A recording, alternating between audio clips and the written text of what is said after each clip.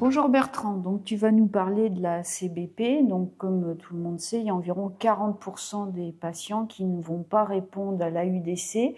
As-tu vu des communications sur des nouveaux traitements de seconde ligne de la CBP? Oui, l'offre s'étoffe. Le Seladelpar, une analyse chez le sous-groupe des cirrhotiques.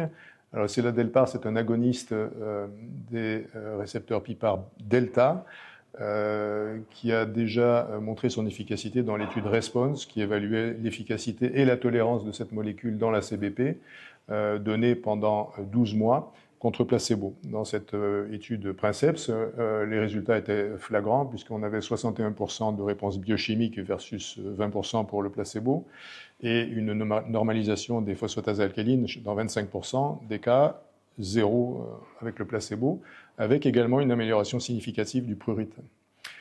Dans cette analyse présentée durant le congrès, ça concernait les patients cirrhotiques, 27 patients cirrhotiques, Child A. Et là, les résultats sont identiques, c'est-à-dire qu'on a une diminution significative des phosphatases alcalines qui est identique chez les cirrhotiques et les non-cirrhotiques. On a également des effets indésirables dont le type et l'incidence sont identiques au placebo, c'est-à-dire principalement un prurite et, vu la période à laquelle a été menée l'étude du Covid-19, et aucun arrêt de traitement dû à un effet indésirable. Donc finalement, efficacité identique chez le patient cirrhotique ou pas.